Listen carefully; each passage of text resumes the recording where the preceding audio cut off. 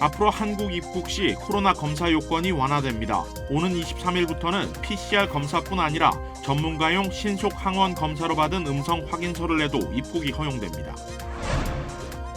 게빈 뉴섬 캘리포니아 주지사가 치솟는 물가 부담을 덜기 위해 181억 달러 규모의 지원 예산 계획을 발표했습니다. 또 팬데믹 기간 주택 모기지가 연체되거나 연체 위기에 놓인 주택 소유주들은 최대 8만 달러의 지원을 받게 됩니다. 오렌지 카운티의 한 스마트폰 매장에서 절도범과 직원이 몸싸움을 벌이는 영상이 공개됐습니다. 경찰은 영상을 토대로 2명의 용의자 검거에 나섰습니다. 인플레이션의 영향으로 여러 음식점들이 가격을 올리는 대신 음식의 양과 크기를 줄이는 이른바 슈링크플레이션 현상이 나타나고 있습니다. 북동부를 중심으로 오미크론의 하위 변이가 가파르게 확산하면서 오늘 뉴욕주 보건당국이 위험지역 주민들에게 마스크를 다시 착용할 것을 강력히 권고하고 나섰습니다.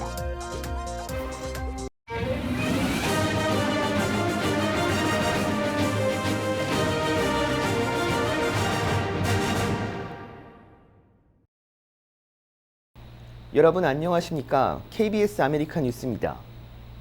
한국에 입국할 때 그동안 PCR, 즉 유전자 증폭 검사만 인정되는데요. 오는 23일부터는 전문가용 신속 항원 검사도 가능해집니다. 한국 정부가 밝힌 해외 입국자 방역 완화 내용을 이승재 기자가 전해드립니다. 입국할 때 꼭 받아야 하는 PCR 검사. 비용은 비싸고 절차도 번거로워 부담이 큽니다. 미국, 캐나다 다 공항이 250불이고요. 예. 그래서 그게 뭐 4인 가족 기준이면은 뭐 1,000불 이상 되는 거죠. 앞으로는 국내 입국 시 PCR 검사뿐 아니라 전문가용 신속 항원 검사로 받은 음성 확인서를 내도 됩니다. 23일부터 출국한 나라에 관계없이 적용되는데 일부 국가에선 신속 항원 검사 받기가 쉽지 않을 수 있습니다. 입국 뒤 절차도 수월해집니다. 3일 안에 PCR 검사를 한 차례 받으면 되고 6에서 7일차 신속 항원 검사는 의무가 아닌 권고로 바뀝니다. 만 12살 미만 어린이는 백신을 접종하지 않았더라도 접종을 마친 보호자와 함께 입국하면 격리가 면제됩니다. 국제선 운항 횟수도 증편됩니다.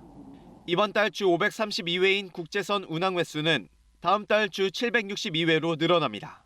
최근 하루 평균 확진자가 한 주 전보다 12% 감소하는 등 방역 지표가 개선됐다는 판단에 따른 겁니다.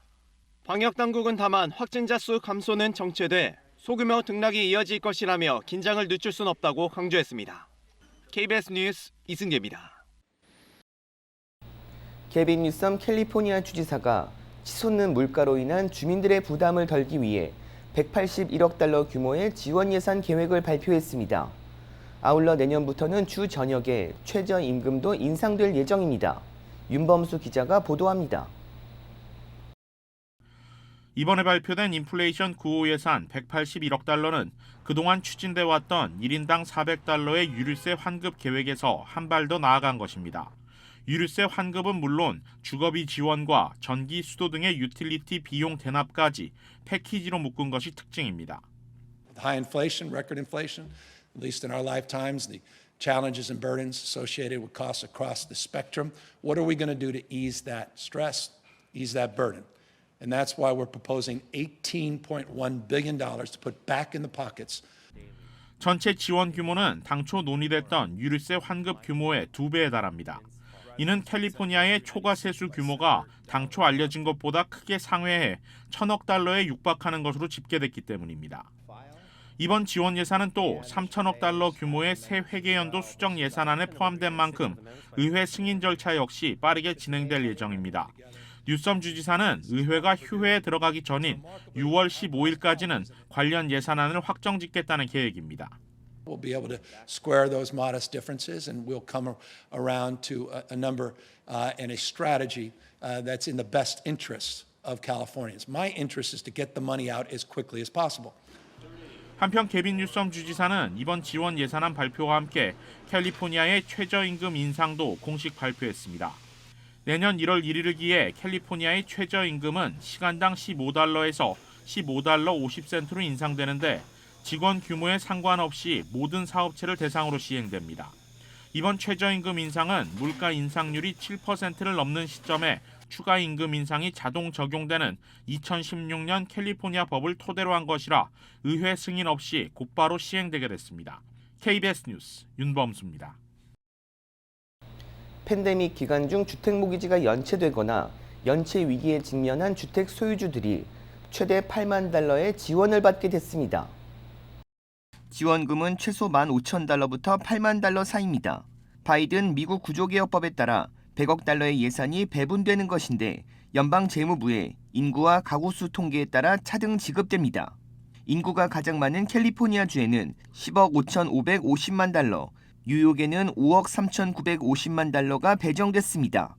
지원금은 이미 연체됐거나 연체 위기에 있는 주택 모기지를 갚는 데 사용할 수 있고 주택보험료나 재산세, 유틸리티 비용을 납부하는 데 사용해도 됩니다. 신청 자격은 주별로 다르지만 보통 중위소득의 150% 이하 또는 연소득 79,990달러 이하면 됩니다. 오렌지 카운티에 있는 스마트폰 매장에서 절도범과 직원의 몸싸움이 벌어졌습니다. 오하이오주에서는 고속도로에서 차량이 충돌해 폭발하는 일이 발생했습니다. 사건 사고 소식을 박시몬 기자가 정리했습니다. 실비치에 있는 한 스마트폰 매장입니다. 흰 후드티를 입은 흑인 남성이 들어옵니다. 남성은 들어와 등을 돌리고 무언가를 집어넣습니다. 눈치 빠른 매장 직원이 그에게 다가가자 몸싸움이 일어나고 한 팀으로 보이는 다른 도둑은 치사하게 친구를 버리고 유유히 그 자리를 떠납니다. 몸싸움이 벌어지자 매장 안의 여성 손님들은 몸을 숨기고 절도범은 바지가 거의 벗겨진 채 매장을 빠져나갑니다. 매장 밖으로 나간 두 사람은 계속해서 몸싸움을 벌이다가 결국 훔친 전화기를 버리고 달아납니다. 실비치 경찰은 이들이 금색 렉서스를 타고 도주했으며 2명 중 1명이 총기를 소지하고 있었다고 밝히고 이들을 잡기 위해 영상을 공개했습니다. 평화로운 오전 시간 오하이오에 있는 77번 하이웨이입니다. 한 덤프트럭이 갓길에 주차돼 있는 차량을 들이받으며 폭발이 일어납니다. 갓길에 서 있던 차량은 교통국 차량으로 운전자는 쓰레기를 줍고 있던 상황이었습니다. 지역 경찰은 현재 사고 원인을 분석하고 있으며 트럭 운전자와 교통국 직원 모두 중상을 입고 인근 병원으로 옮겨져 치료를 받고 있습니다. 이번에는 오하이오 컨벤션 센터입니다. 테슬라 차량 한 대가 건물을 들이받으며 진입합니다. 차량의 운전자는 63세의 남성으로 브레이크에 결함이 있었다고 주장하고 있습니다. 다행히 이번 사고로 다친 사람은 없었다고 보고됐습니다. KBS 뉴스 박시몬입니다. 인플레이션으로 물가가 오르자 식당들이 음식 양을 줄이고 있습니다. 식당가를 찾은 고객들은 음식의 식자재가 줄어든 것을 피부로 느끼고 있습니다. 점심시간이 되자 허기를 달래기 위한 사람들로 식당가는 분주한 모습입니다. 식당을 찾은 손님들은 종업원이 줄어들어 서비스가 나빠진 데 더해 또 다른 불만이 생겼습니다. 한인들은 식재료가 줄어든 것을 피부로 느끼고 있다며 불만을 표했습니다. 조금 먹고 남으면 집에 두고 가고 이런데 여기서 먹고 나면 그런 양이 좀 줄으니까 갖고 갈 그런 여유가 없는 것 같은. 그리고 반찬 찬 종류들이 숫자가 좀 줄고 줄었다고 생각이 되는데 뭐 값이 너무 올라가니까. 전국의 식당가에서 음식값을 올리는 대신 식재료를 줄이는 슈링크플레이션 현상이 나타나고 있습니다. 슈링크플레이션은 줄이다의 슈링크와 인플레이션의 합성어입니다. 식당들은 올해 초 음식값을 지난해보다 평균 7.2% 올렸지만 식재료값 상승으로 수지를 맞추기 어렵게 되자 이제는 음식 재료를 덜 쓰는 전략을 취하고 있습니다. 서브웨이는 치킨넷과 샌드위치에 넣는 고기류 양을 줄였고 도미노 피자는 10개였던 뼈 없는 치킨 윙을 8개로 줄였습니다. 버거킹도 치킨 너겟 개수를 줄였고 이 밖에 다른 체인점도 샐러드 양이 작아졌습니다. 일부 식당들은 가격은 그대로지만 실제 가치는 줄어들었다고 시인하기도 했습니다. 그러나 식당 주인들은 고객이 가격을 올리면 불만이 높아지지만 감자튀김 몇 개가 줄어들고 샐러드 야채 양이 작아져도 그런대로 참아줄 것으로 기대하고 있다고 밝혔습니다. 인플레이션도 문제지만 코로나19 확진자 증가도 매우 우려되고 있습니다. LA 카운티는 오늘 하루 신규 확진자가 4,025명으로 집계됐습니다. 뉴욕주도 코로나19 감염 위험도가 높은 지역 주민들에게 마스크 착용을 강력히 권장했습니다. 제2사 뉴욕 KBTV 김은지 기자입니다. 오늘 뉴욕주 보건부는 뉴욕의 나소, 서폭, 웨스트체스터, 푼넘, 오렌지, 더치스, 설리번, 얼스터 카운티를 코로나19 감염 고위험 카운티로 간주하고 해당 지역 주민들에 대해 다시 마스크를 쓸 것을 강력 권장했습니다. 백신 접종 여부와 관계없이 모든 실내 및 공공장소가 해당됩니다. 뉴욕시에서는 유일하게 브롱스를 제외한 거의 대부분 지역에 코로나19 중간 또는 높은 위험도에 조정됐습니다. 이러한 재확산의 급증 양상은 공립교에서도 드러나고 있습니다. 뉴욕주 교육부에 따르면 뉴욕시 공립교에서는 지난 2주간 매일 1,000명 이상의 코로나19 확진 사례가 나왔습니다. 보고된 사례의 절반 이상은 교직원들이 아닌 접종 자격이 안 된 5세 미만 아동들이었습니다. 전문가들은 이것이 뉴노멀의 일부일 뿐이라고 생각한다며 고맙게도 백신과 항바이러스제 같은 도구가 있고 최근 뉴욕의 지배종이 된 오미크론 하위 변이에 관련 입원율과 사망률은 낮은 것으로 파악돼 생명에 대한 위험이 매우 낮다고 말하고 있습니다. 에릭 아담스 시장도 뉴욕시 전체의 코로나19 재확산에 대해 상대적으로 느린 증가세라며 당황하지 않고 준비할 것이라고 말했습니다. 그러나 여전히 혼란을 야기하는 것은 마찬가지입니다. 많은 학생들과 교직원은 여전히 결석을 하고 원격 수업을 병행한 커리큘럼 진행에 아직도 많은 차질을 빚습니다. 교육부는 재확산에 대한 대응으로 교내 마스크 착용 권장, 코로나19 검사 확대, 환기 시스템 및 공기 필터 향상 조치를 최우선 과제로 삼고 계속해서 모니터링하겠다는 방침입니다. KBTV 뉴스 김은지입니다. 오늘 남가주 지역 낮 기온이 90도 안팎을 기록했는데요. 내일까지 더위가 이어지다가 일요일부터 차차 평년 기온을 되찾을 것으로 보입니다. 국립기상청은 오늘 LA 지역 낮 최고 기온이 89도, LA 카운티가 91도까지 오르는 등 남가주 대부분 지역에서 90도 안팎의 높은 기온을 보였다고 밝혔습니다. 이는 예년보다 15도 정도 높은 것입니다. 내일 낮 기온은 LA가 89도, 오렌지 카운티가 94도로 오늘과 비슷하거나 더 덥겠습니다. 이 같은 더위는 일요일부터 한풀 꺾여 다음 주엔 평년 기온을 되찾을 것으로 보입니다. 기상청은 산간 지역을 중심으로 주말까지 강한 바람이 예상된다면서 산불 등 화재에 주의해 줄 것을 당부했습니다. 한국인이 만든 가상화폐 루나가 99% 넘게 폭락했습니다. 거래소들은 잇따라 관련 입출금을 중단했는데 피해 규모도 아직 가늠이 안 되는 상황입니다. 박대기 기자입니다. 20대 한국인이 만들고 시가총액 10위 안에 들면서 세계의 주목을 받았던 가상화폐 루나. 이달 초 10만 원에 거래됐지만 오늘 오후 1원까지 떨어졌습니다. 일주일 사이 99% 넘게 폭락한 겁니다.